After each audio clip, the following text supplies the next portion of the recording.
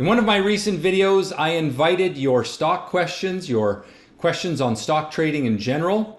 Had a number of those made, and so I've pulled a few of them out, and we're going to go through the answers, try to teach you something about how to read stock charts, how to assess opportunity, and then of course more general questions. So let's jump right in. This question comes from William R. The question is, when is it too late to enter a trade? If a stock has a good chart pattern, good scores, abnormal volume, is moving higher, all of the things that we like to look for, but then it trades sideways for a bit and then has another good chart pattern setup. Can a trade be made on the second setup, or is it too late to take advantage of a potential second run in the stock? So the short answer is yes, you can enter them later. You can also scale into the trade later, and what that means is buying more of a stock you're already in. So let's go through a couple of examples, and I'll try to drive home what's really important as far as I'm concerned with this concept. So I've got here a chart of Capstone Mining, which is a stock that's done quite well in the last couple of months as the mining sector in general has done well. And I would say the first entry point was right here. There was actually not a bad entry there as well, but let's use this one. So the risk of this trade, if you're entering there at about 375, your stop would be down here at about $3. So that means you have 75 cents a share in risk. I don't like to pay more than 1.5 times that amount above the stop price.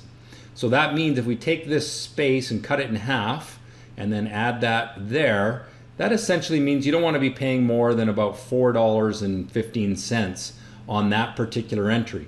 Because what happens is the more you chase the stock, the farther it gets away from support, therefore your risk increases, but also your potential reward decreases. And it's a ratio of risk to reward that we want to think about.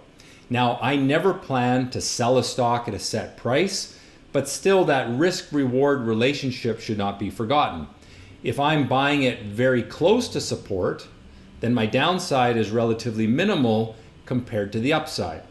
All right, so on that initial entry, always keep in mind you don't want to pay more than 1.5 times. Now then the next question is it okay to take later entries or to chase the stock a little bit? And I would say you don't want to chase, you don't want the stock to run up too much too quickly, but if there's a pullback and then a break of a pullback, that gives you a new opportunity to enter, either by taking an initial entry or by adding to your first position. So let's go through the logic of that. So if we bought here initially and our initial stop was there, and then you get this little pullback here and you break the pullback. So that to me is a point where you could add to the position. So you're going to buy more there and your new stop is going to be just below the low point there. And because that price is higher than your previous entry, that is okay. And so now you've got this amount as your risk for that second trade. You don't want to pay more than an extra half of that. So we go up to there. That would be the maximum amount we would buy there. Now, let's say we see this later entry, and this one's a little bit marginal, but here you have a breakout from a little bit of an ascending triangle. So that would be another potential place to enter. However, in that case, your new stop for that entry is going to be down there. And that is not higher than the previous entry, this one right here. So I would not add to the position there. However, if I didn't have any position, that is still a decent entry because the relationship between the entry price and the stop loss price is not too wide. What you don't want is you don't want to be buying up here because your support price is way down here at $3. And now look at your risk. That distance there is too large.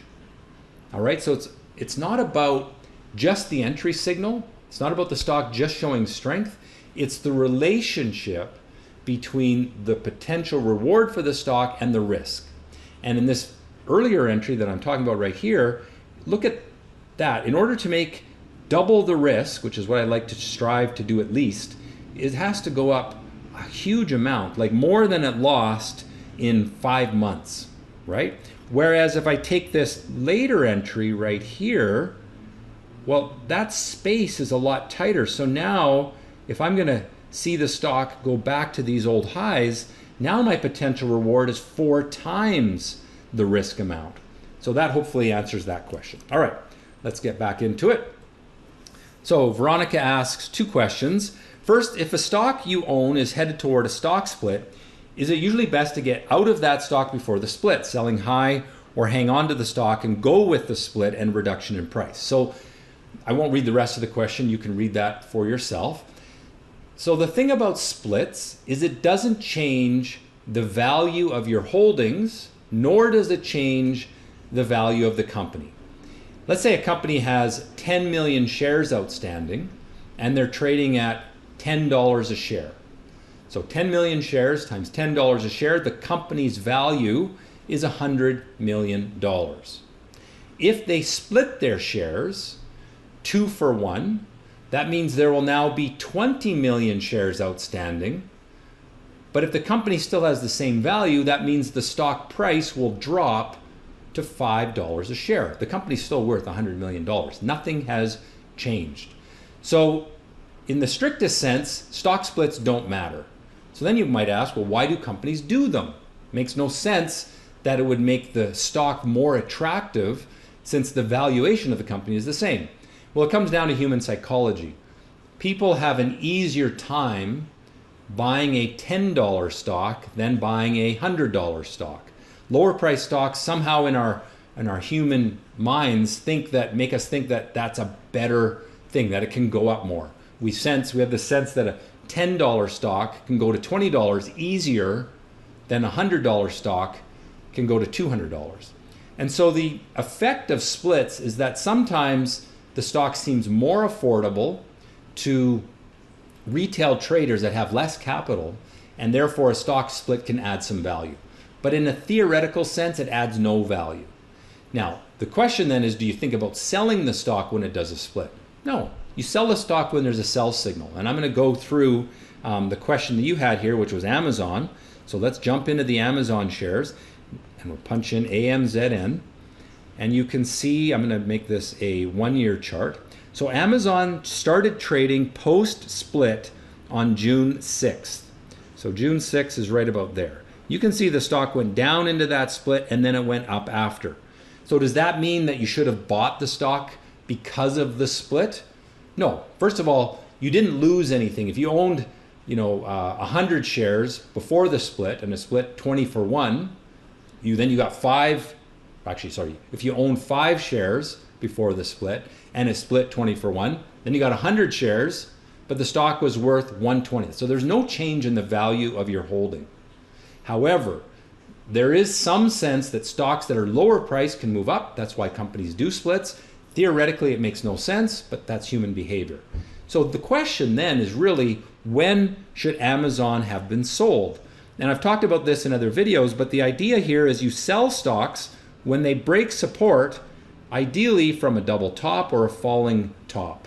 And so Amazon's sell signal came early in 2022. It was already well below its downward trend line when they announced the split. It was sort of a way to maybe try to get the stock to come back a little bit, and it did. It came back for 4 or 5 weeks, got stuck at the downward trend line, and then rolled over. So the short answer is splits don't matter, but it's a little bit more nuanced than that because human psychology does have an effect. Now, Veronica's second question, I'll just jump back into it here, is when a stock shoots up quickly for a while but then plummets basically overnight and you're stuck holding this worthless stock that you've lost a chunk of money on, when is a good time to bail out of the stock? Zoom stock was a classic example. It shot up, even doubling overnight during the lockdowns, and then dropped to a quarter of its high price just as fast. And the holder of the stock lost a lot of money overnight. Well, it wasn't really overnight. It took much longer than overnight. There are times when stocks make these huge drops overnight because of bad news, but that's not really the case with Zoom, and let's take a look at it. So the answer to your question is you sell stocks when there's a sell signal, and you have to have a methodology for that. I like to look for breaks of support from falling tops. So here you can see the astronomical rise in Zoom. That was, of course, due to the pandemic, and you had what's called a bursting bubble candle right there on the weekly chart. So what that means is there was a parabolic trend. By parabolic, I mean price had run away from the linear trend line. You hit a new high, you close below the open. So that was sell signal number 1. Sell signal number 2 came when the stock broke down from a falling top. That was right about there. So you had sell signal number 1 here, sell signal number 2 there. This didn't happen overnight. This happened over the course of 2 months. Then you had a breakdown through support from another falling top, perhaps 5 months later. That was sell signal number 3. Then you had another break of an upward trend line right there. That was sell signal number 4.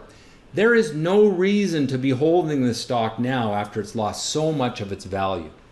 Now, what do normal human beings do?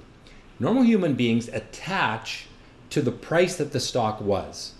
So they say, well, Zoom was at $550 a share, and it drops to, what was it? The first sell signal was at about $500 a share.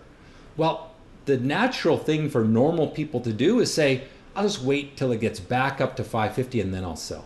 Because A, if you bought the stock at $530 a share, it's painful to take any kind of a loss. And if you bought the stock at $400 and you saw a profit at $550, now the profit's shrunk from $150 a share down to $100 a share. You say, oh, well, I don't like that I've lost some of the profit that I had counted on when I saw that stock make its first strong run. So it's part of being a normal human being. Unfortunately, normal people are predisposed to fail in the stock market.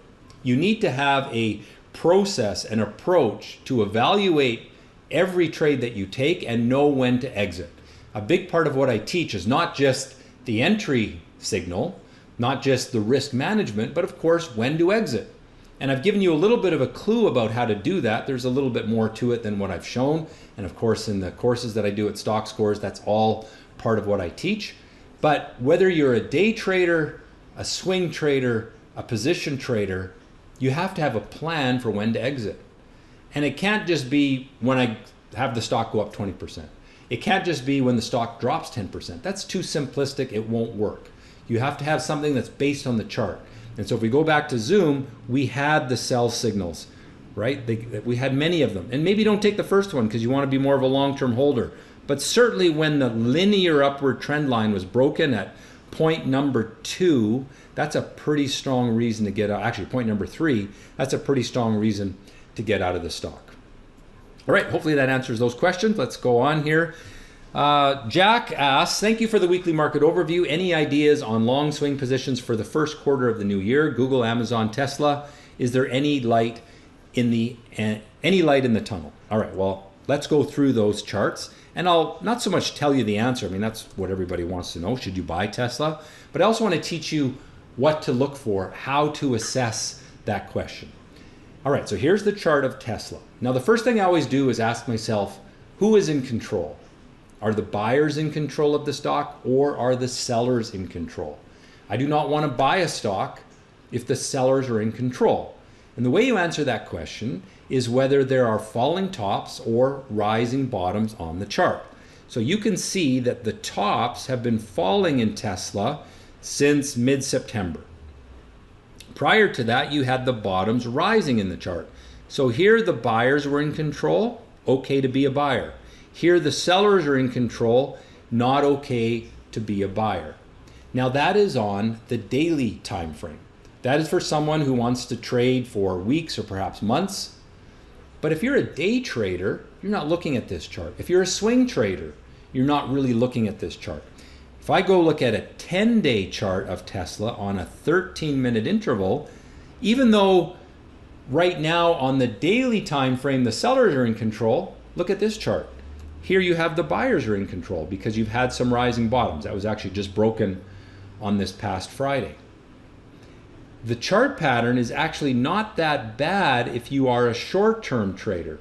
If Tesla can jump up through 126, it might be decent for a little bit of a short-term rally. But if you're a long-term holder, you want to put it away in your retirement portfolio and you don't want to look at it that much, maybe once a week you're going to check your charts, well then you're not looking at this chart. This chart is irrelevant to that trader. If you're a day trader, this chart has some relevance. All right, so you always have to match the chart time frame with the style of trading that you're doing. All right, let's take a look now at Well, we already looked at Amazon, but we'll look at it really quickly again. Here's Amazon. And you can see that the sellers were in control for some time, right? But the downward trend line has just been broken this week. And it did so from a little double bottom. So we've got the first signal that Amazon is stopping its downward slide. However, it's still not that conclusive. I would like to see it pull back, build a rising bottom, and then break higher. You can see that the stock scores are starting to improve, but they're still not great. All right, so on Amazon, I would say maybe something to keep an eye on, but I would not buy it yet. However, if we go to the 10-day chart, or let's do the 15-day chart and make it a 30-minute chart, look at this. Here was a sideways trading range, and it broke out on January 9th. So a swing trader would buy Amazon on that day. A longer-term position trader or an investor, they don't really have the signal yet. And if you're that swing trader, because the upward trend is still intact, you're still sticking with those shares. All right, so we had Tesla, Amazon. What was the other one here? Google. So let's take a look at, I guess, Alphabet. G-O-O-G-L. Okay, let's look at a 3-year weekly chart. Who's in control? Sellers. Do not touch if you are a longer-term trader until it can break the downward trend line. If you're a short-term trader, maybe you look at the 10-day chart on a 15-minute interval. And there I can see bottoms rising. Not really a great breakout yet. It's actually a pattern called a rising wedge, which is not that positive. So I don't really see any reason to buy Alphabet just yet. But that could change in 3 days because we could get the right pattern for the day trader, for the swing trader. For the long-term investor, there's quite a bit of work to be done there, and so I wouldn't touch it yet. All right, next question. I shorted Apple from 149.88. My plan is to close it before earnings and let 10% run. How you think where it can go? All right, so let's take a look at Apple. We're just going to apply simple chart reading skills.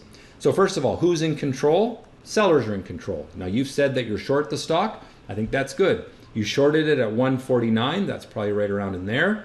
No reason really to cover that short yet. We did have a little bit of strength in the past week, but we have not broken the downward trend line.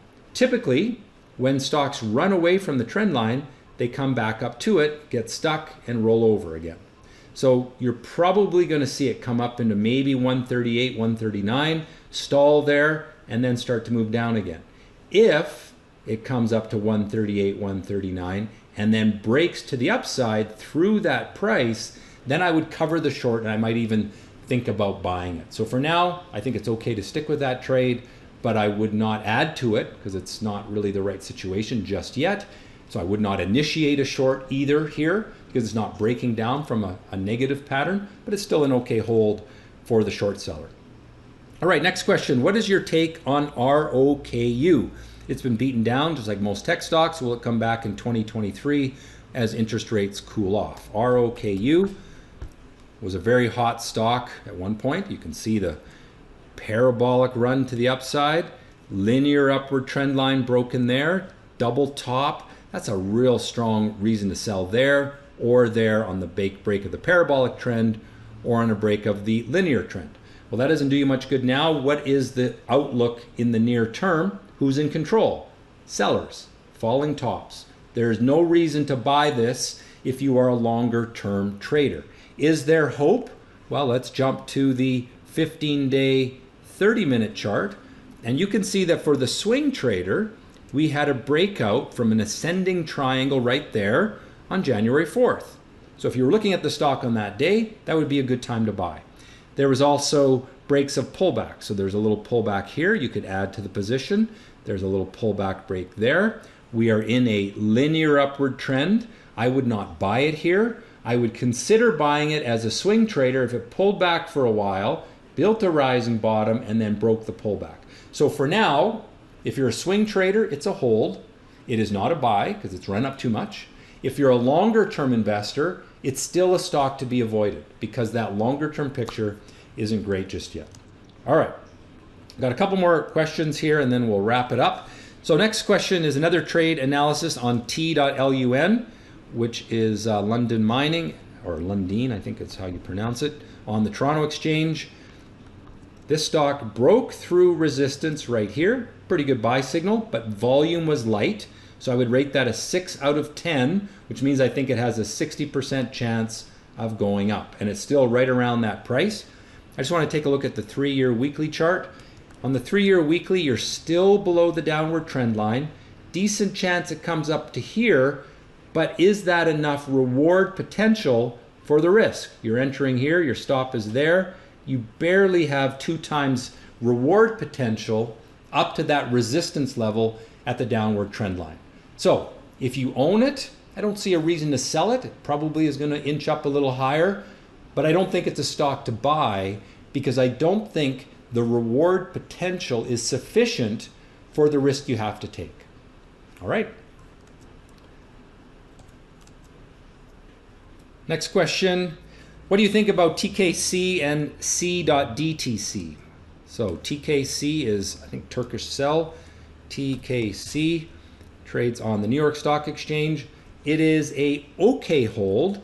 Here's your first upward trend line. Here's the other. It's actually just broken that, so I'm a little wary about it. I think it might top out a little bit. Let me just take a look at the 3-year chart. Yeah, actually, you know what? If I owned this, I would probably sell it. I think it's a sell this past week. And then the next one was C.DTC. And this is a stock that if you own it, it's good. However, it's going parabolic. See how the trend is getting steeper and steeper? And that means it's likely to pull back soon. I see no signs of a pullback, so I wouldn't sell it. But if there's a little bit of weakness that breaks this parabolic trend, if you're a short-term trader, you'd probably want to take your profits. I see no reason to buy this because it's gone parabolic. Buying a parabolic trend is very dangerous because you almost always see them correct downwards. Now let's just take a look at the longer term 3-year weekly chart. I think the downward trend line has been broken. That's good. It built a rising bottom. It broke higher from a rising bottom. That was the time to be a buyer at the start of December. And now if you're in it, it's a hold, but realize it's a little overbought and therefore likely to perhaps come back to that trend line. All right, and then one more question. Hi, I would like to know, how do you find the action candle? I saw that you are connecting the highest high with every higher high. Okay, so higher highs and all that stuff has nothing to do with the action candle. Action candle, for those that are new here, is an indicator that I created that is very good at identifying entry points. Whether you're a day trader, a swing trader, a position trader, it's very helpful for that. It's my own indicator.